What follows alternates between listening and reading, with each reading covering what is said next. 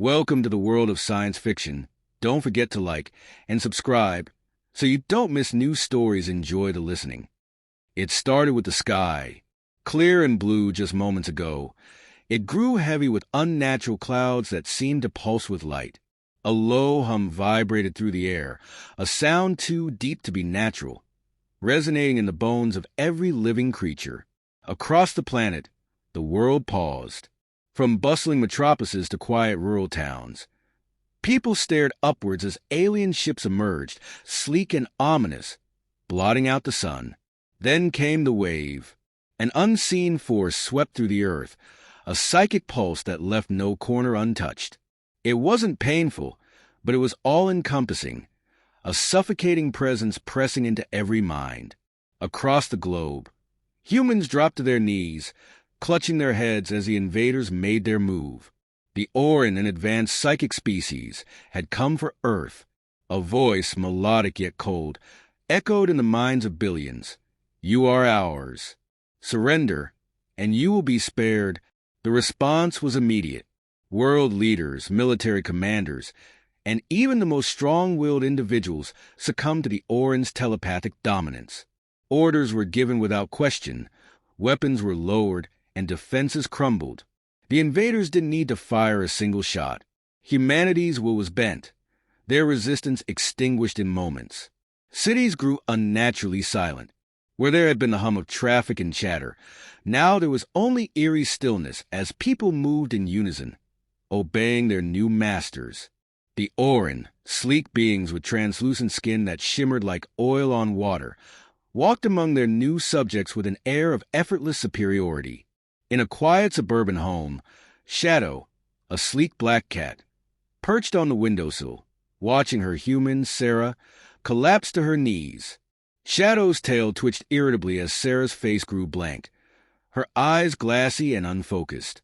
A tall Orin figure entered the house, its presence making the air grow heavier.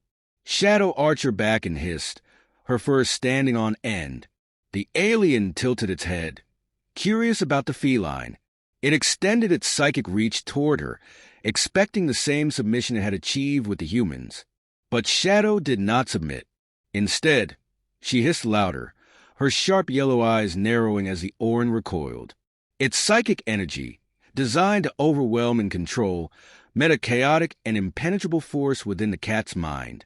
Shadow swiped at the alien, her claws catching the shimmering fabric of its cloak. The Orin stumbled backward, unprepared for such defiance. With a flick of her tail, Shadow darted out of the house and into the shadows of the neighborhood, leaving the alien in stunned silence. Similar scenes unfolded worldwide.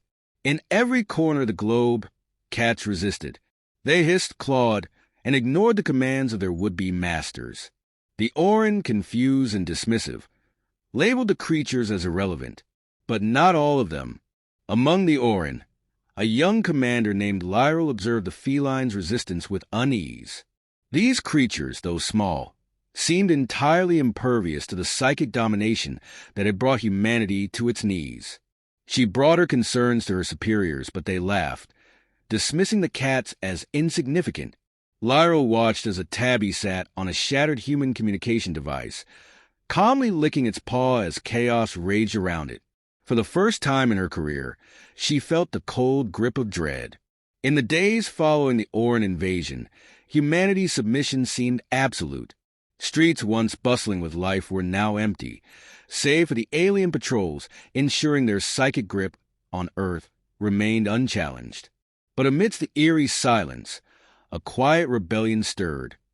One led not by humans, but by their feline companions. Across the globe, cats began fighting back in their own peculiar way.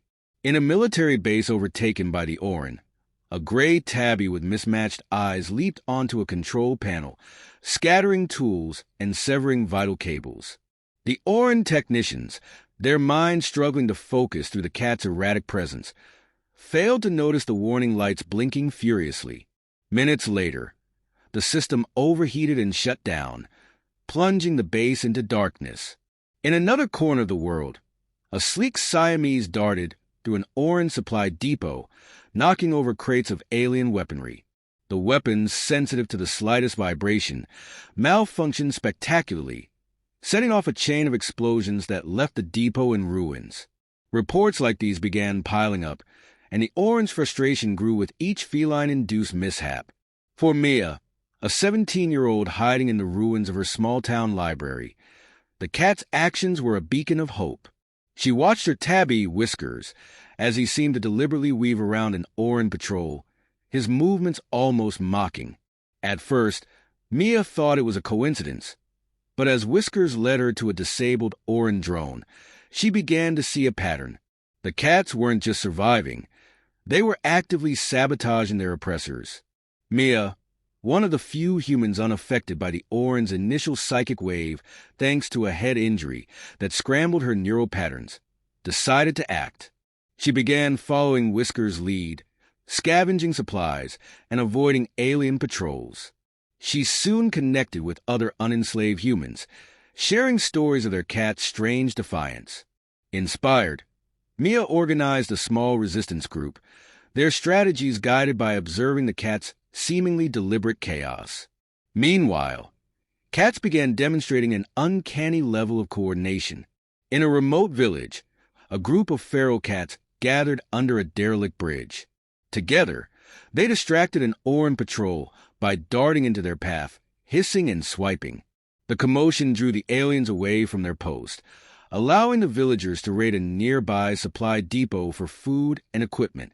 Similar scenes unfolded worldwide, each act of feline resistance emboldening the remaining free humans.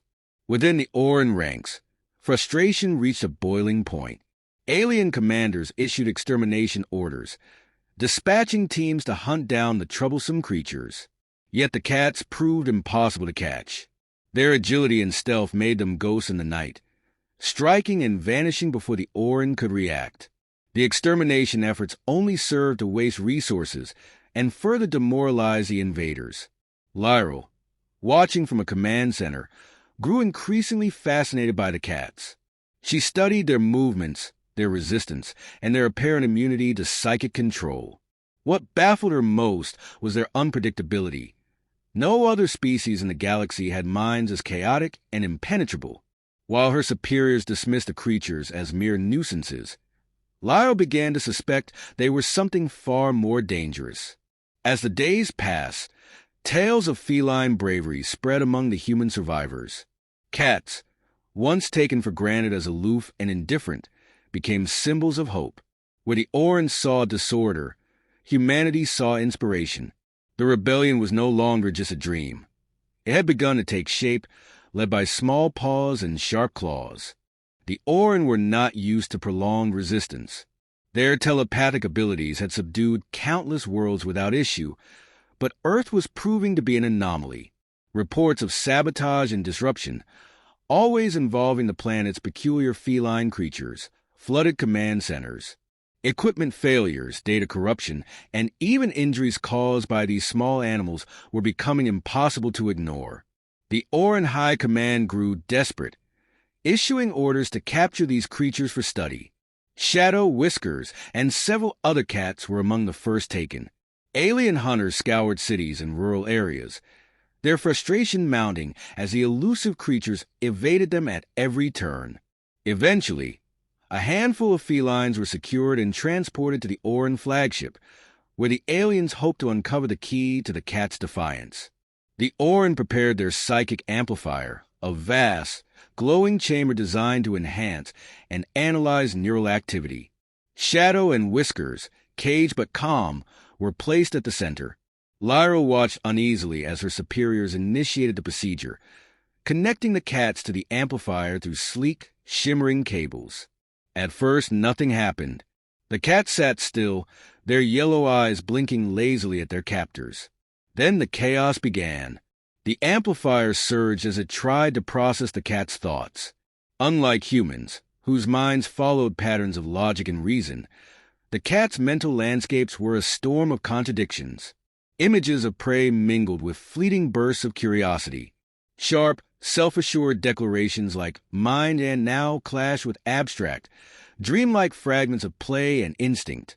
The Oran technicians, accustomed to deciphering organized neural patterns, struggled to interpret the cacophony. The system began to overheat, its glowing conduits flickering as the cat's thoughts spiraled further into chaos. Shadow's mind surged with defiance, while Whiskers, amused by the glowing cables, fixated on a new thought. Toy. Suddenly, the psychic amplifier buckled under the strain. The cat's thoughts, amplified and projected across the Orin network, created a feedback loop that rippled through the fleet. Orin personnel clutched their heads, overwhelmed by the torrent of feline chaos invading their minds. Ships malfunctioned, lights flickered, and key systems failed. On the ground, Mia and her resistance group noticed the disruption. Orin patrols stumbled, their movements erratic. Mia seized the moment, rallying her team for a daring raid on a command ship. Using explosive scavenged from abandoned military bases, they breached the ship's hull and infiltrated the control center. Cats played a pivotal role in the assault. Whiskers, now freed, leaped onto control panels, sending alien scripts into disarray. Shadow, her claws gleaming, swiped at wires and alien hands alike. The Orin, still reeling from the psychic chaos, could barely mount a defense. Lyra watched the disaster unfold, her dread solidifying into clarity. These creatures were not simple animals. They were agents of chaos, impervious to control and devastating in their unpredictability.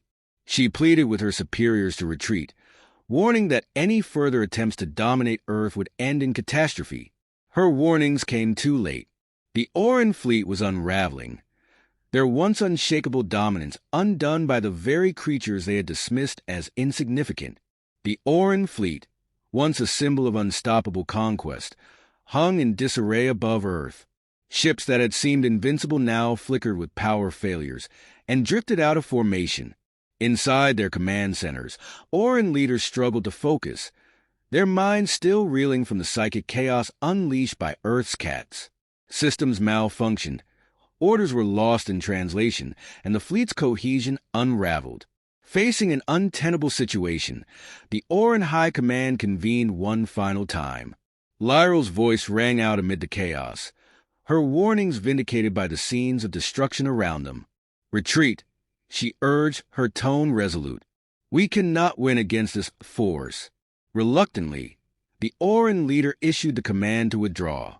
As their ships broke orbit, a broadcast was sent planet-wide. The Orin leader's voice, tinged with bitterness, echoed in human minds. Earth is protected by small gods. We will not return. The message, cryptic and bizarre to most, spread like wildfire. The invading fleet vanished into the stars, leaving Earth to its strange, chaotic defenders. On the ground, humanity's disbelief turned to euphoria. Against all odds, they had survived, and it was thanks to their cats. Across the globe, celebrations erupted. Crowds gathered in streets to cheer, and stories of feline heroics were shared with reverence. Mia and her tabby, Whiskers, became local legends. Whiskers, oblivious to the attention, spent the day napping in a sunbeam, occasionally accepting treats from admirers. Monuments to feline bravery sprang up in cities and towns. Marble statues of Shadow, Whiskers, and countless unnamed feline heroes were unveiled in ceremonies attended by thousands. Governments declared a global holiday, Cat Day, a time to honor the animals who had saved humanity from extinction. Schools began teaching the story of the Great Feline Revolt, ensuring future generations would never forget. Despite their newfound reverence, cats remained unchanged. They lounged in sunny spots, knocked over cups of water, and demanded food at inconvenient hours. Humans, however, treated them with newfound awe. Ordinary cat behaviors were now interpreted as signs of divine wisdom. A cat staring at a wall for hours? It was meditating on some cosmic truth. A sudden bout of zoom eyes? Surely a ritual to ward off unseen dangers. Not all Orin took the loss lightly. Lyra, now disgraced among her people, found herself exiled to a remote outpost on a distant planet. But as she sat in the dusty streets of her new home, she spotted a stray cat weaving between the legs of passers-by. She watched the creature with a mix of respect and amusement, marveling at how such a small being could wield such power. Back on Earth, the world settled into its new normal. In a quiet neighborhood, Shadow curled up on the windowsill of her human's rebuilt home, her yellow eyes half closed in contentment. She stretched lazily, basking in the afternoon sun. Above her, the sky was clear once more, and the world was at peace. In that moment, Shadow seemed as she always had, indifferent to human affairs, yet somehow deeply connected to them. And while humanity rebuilt and celebrated, the cats carried on, their mysterious nature unchanged but forever revered as the small gods of Earth.